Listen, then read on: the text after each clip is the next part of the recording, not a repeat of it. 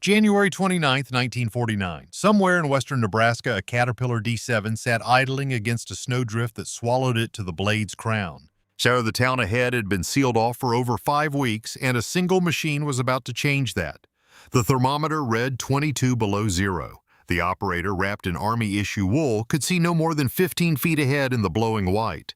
Part of what waited beyond that blade was 30 feet of compacted snow and a town that had stopped expecting rescue. Operation Snowbound had launched 48 hours earlier. But the Fifth Army mobilized over 6,000 personnel and more than 1,600 pieces of heavy equipment across 4 states.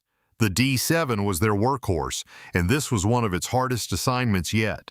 Many of these D7s were World War II veterans, rebuilt from surplus and sent north into a landscape that had become a battlefield again. This is the story of what they endured and what it cost to reopen a frozen region the size of a small country. To understand what those D7 operators faced, we have to go back to November 1948.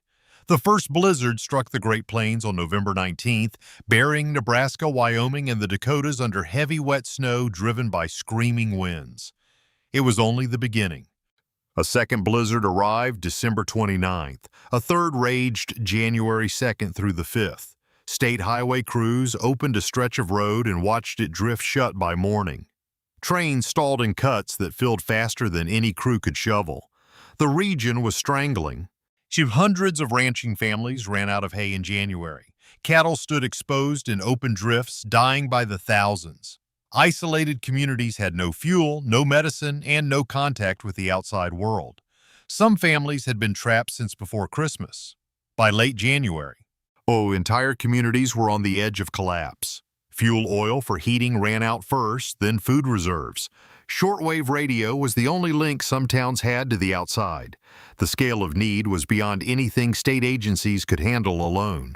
On January 26th, Nebraska Governor Val Peterson formally appealed to the federal government for emergency aid.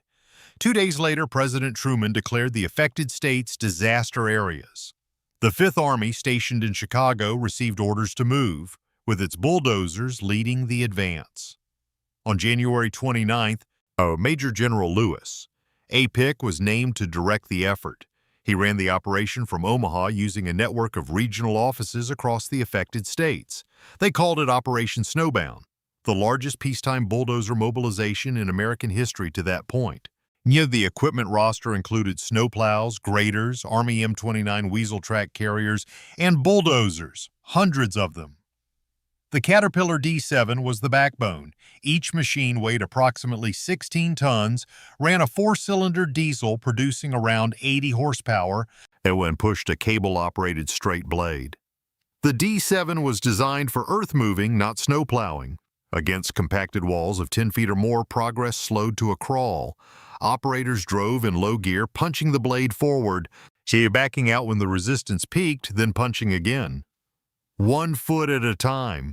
If you want to see how these D7 bulldozers punch through 30-foot drifts to save an entire frozen region, here's what I ask.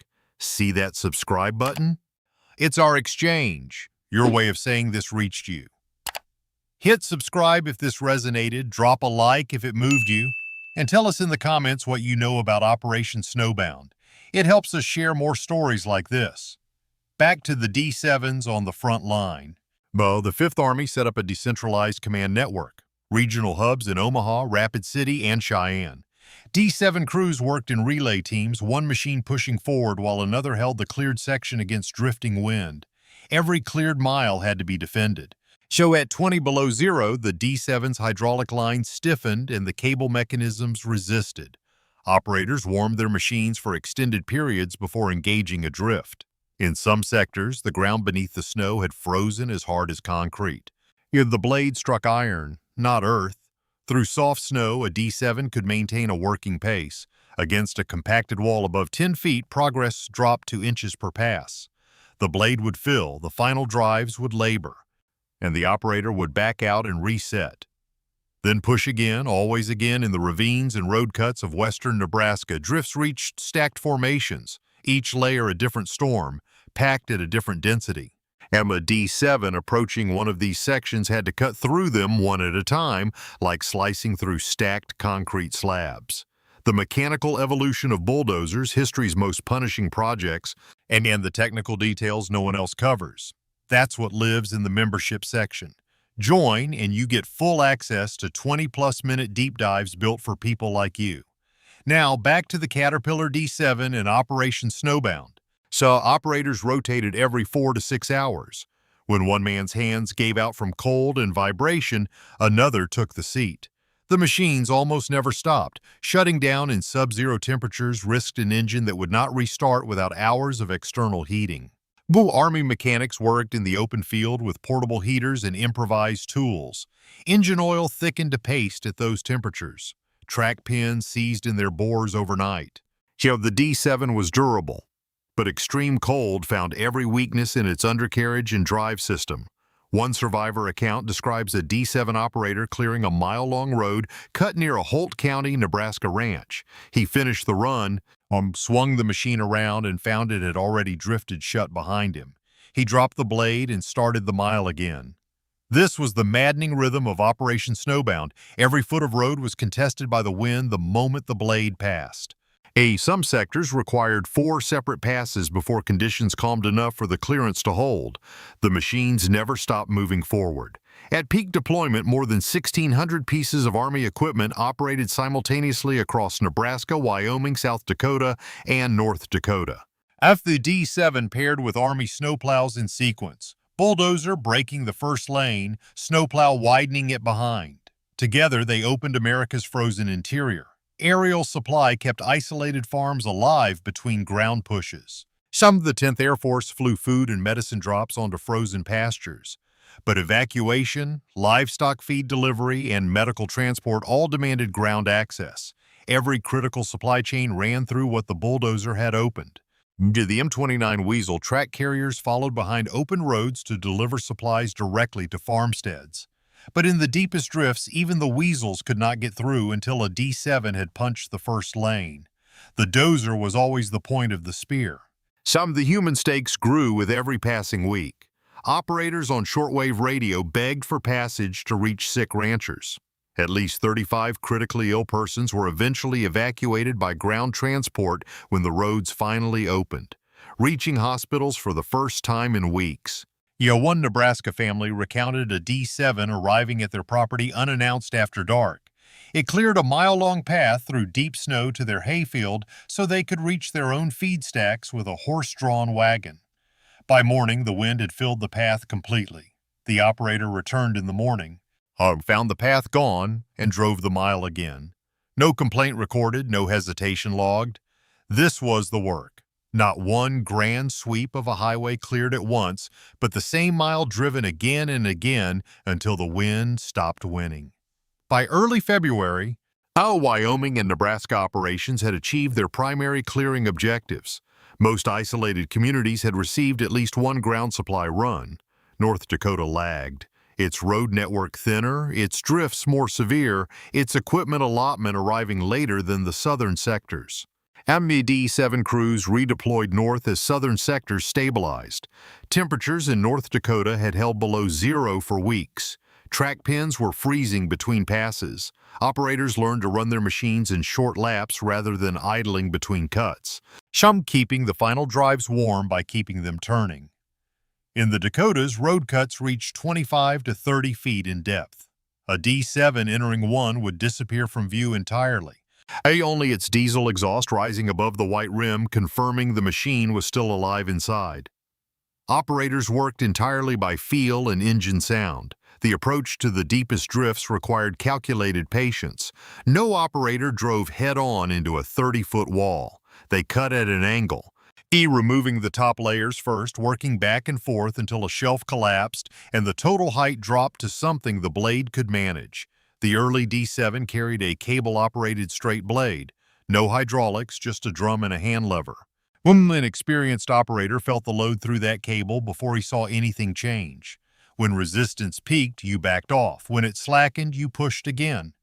That was the skill. Sure, there was a sound the operators described, a deep groan from the final drives when the machine hit a wall too dense to move. That groan meant back out immediately. Three D-7s suffered bent frames during Operation Snowbound, showed their structures buckled by impact against iron-hard drifts. If these stories mean something to you, take a look at the thanks button below this video. It's a small gesture, but it's the most direct way to say you want more of this. Well, let's continue with the D-7 operators of Operation Snowbound.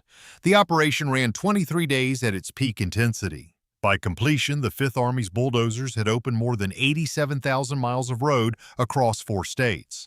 Yet 152,000 people had been reached and connected back to the world outside their drifts. More than 3.5 million head of livestock were given access to feed. 35 critically ill persons were evacuated to hospitals.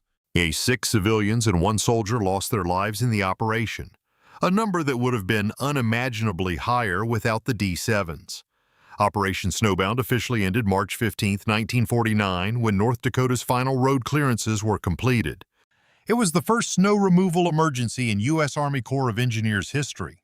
It was also the first time Army commendation ribbons were awarded specifically for disaster relief work.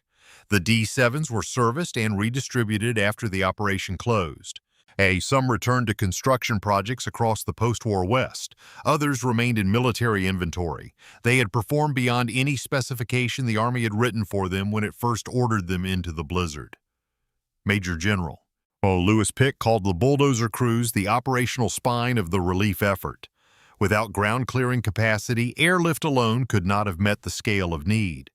The dozer didn't just open roads, it opened the possibility of survival for an entire frozen region.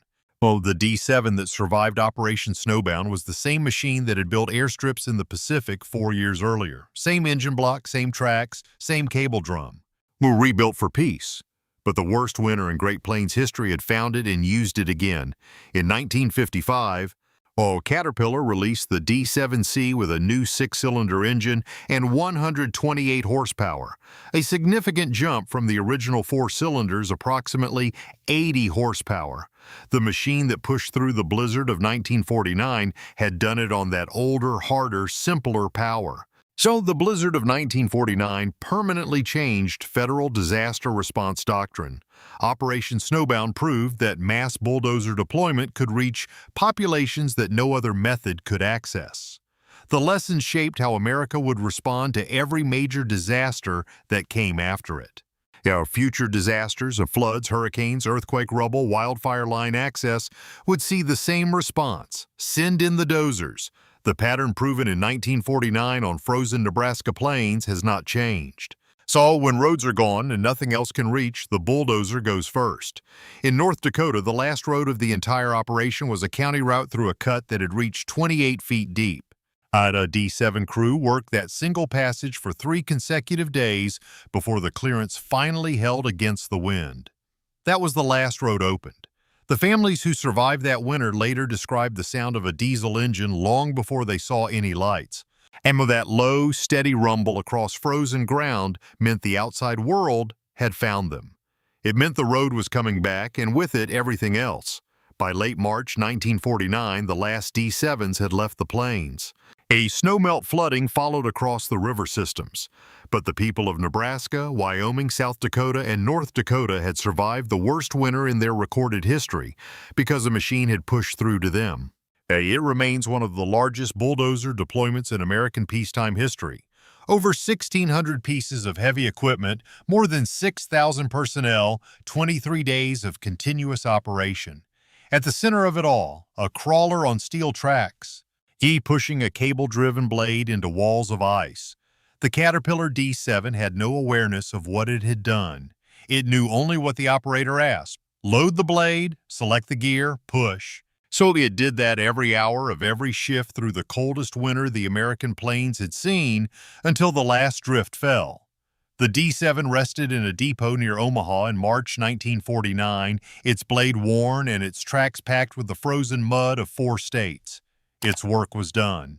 If this story moved you, please like and subscribe. Your support helps us preserve these machines and the histories behind them. Tell us in the comments where you're watching from.